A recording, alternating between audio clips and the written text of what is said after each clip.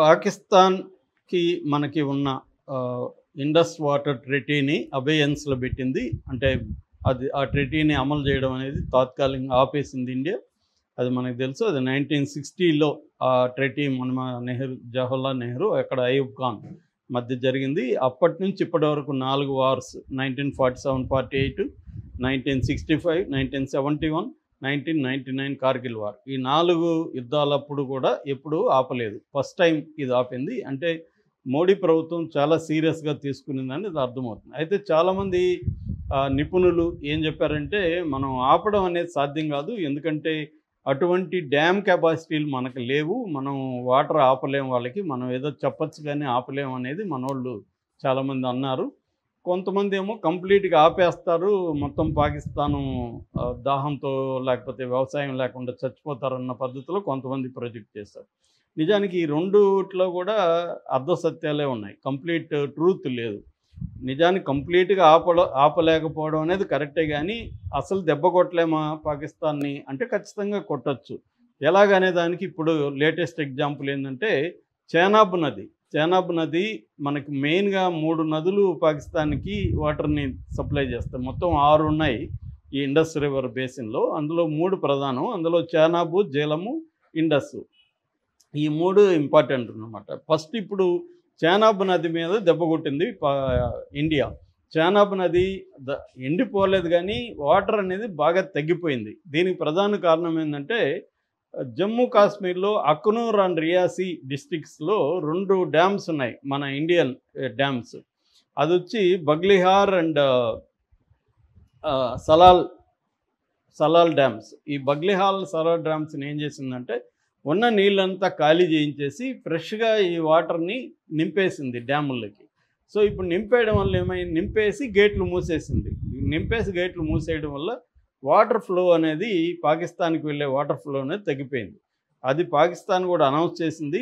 పంజాబ్ ప్రావిన్స్లో ముఖ్యంగా మంగళా ఏరియా అంటారు. ఆ మంగళా ఏరియాలో దాదాపు 21% వాటర్ షార్టేజ్ వచ్చిందనేది పాకిస్తాన్ కూడా అనౌన్స్ చేసింది. సో వాళ్ళకి ఇప్పుడు ఏంటంటే ఇంపార్టెంట్ ఖరీఫ్ సీజన్ ఇది. మే నుంచి జూన్ వరకు ఖరీఫ్ సీజన్. ఇప్పుడు ఫీల్డ్స్ అంతా కూడా ప్రిపేర్ చేయాలి, రెడీ చేయాలి. ఈ టైంలో వాటర్ అనేది అవసరం.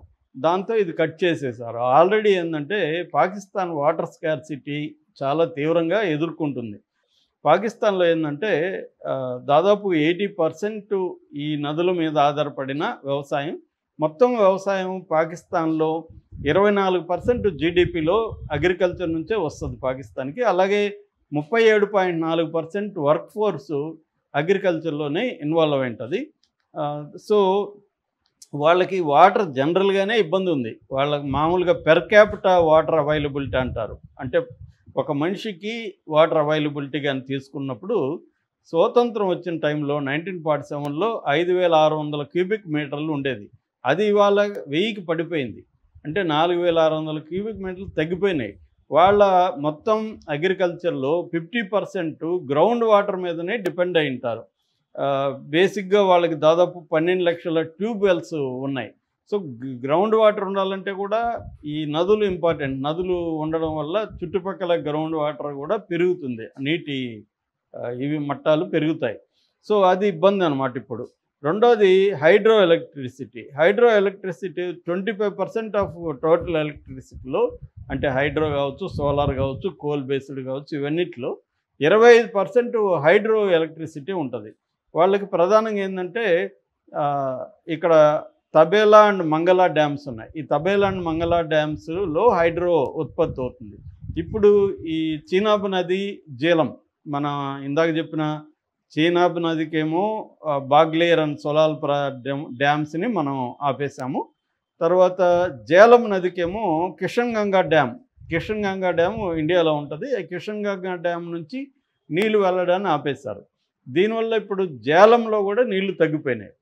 సో ఈ 2 నదులు, చీనాబ్ అండ్ జేలం నదుల వాటర్ తగ్గిపోవడం వల్ల ఏమవుతుందంటే వాళ్ళకి ఒకటి అగ్రికల్చరల్ వాటర్ పడిపోతుంది. 2 కరాచీ, రావల్పిండి లాంటి రాష్ట్రాలకి, సిటీస్కి వెళ్ళే వాటర్ సప్లై కూడా తగ్గిపోతుంది. అంటే వాళ్ళు ప్రధానంగా దేనికి వాడతారు, అగ్రికల్చరు, తాగునీరు, తర్వాత ఈ హైడ్రో ఎలక్ట్రికల్ పవర్ సప్లై కోసం వాడతారు. ఈ 3 ఎఫెక్ట్ అవుతున్నాయి. వాళ్ళకి నేను చెప్పినట్టుగా టోటల్గా 25% హైడ్రో పవర్ ఉంది. దాదాపు 10,681 మెగావాట్స్ వాళ్ళు వాడతారన్నమాట. మొత్తం టోటల్ కన్జంప్షన్ 42,131 మెగావాట్స్ అయితే ఇందులో 10,000 వరకు ఇదే ఉందన్నమాట. సో ఇప్పుడు అట్లాగే వ్యవసాయం కూడా 1,60,00,000 హెక్టార్ల అగ్రికల్చరు అఫెక్ట్ అయ్యే అవకాశం దీనివల్ల ఉంది. సో ముఖ్యంగా ఇది పంజాబ్ ప్రావిన్స్లో ఎక్కువగా జరుగుతుంది. వాళ్ళకి ఏంటంటే స్టోరేజ్ బిల్డింగ్ క్యాపబిలిటీస్ లేవు. వాళ్ళకున్న దాన్ని ఏమంటారు, వాటర్ ఇరిగేషన్ సిస్టమ్ వరల్డ్లోనే one of the largest water irrigated system ఉన్నది పాకిస్తాన్లో. కానీ వాళ్ళకి ఎఫిషియన్సీ లేదు. దాదాపు ఆ వాటర్ తీసుకుపోయే క్రమంలో 40 నుంచి 50% వాటర్ లాస్ జరుగుతుంది అనమాట.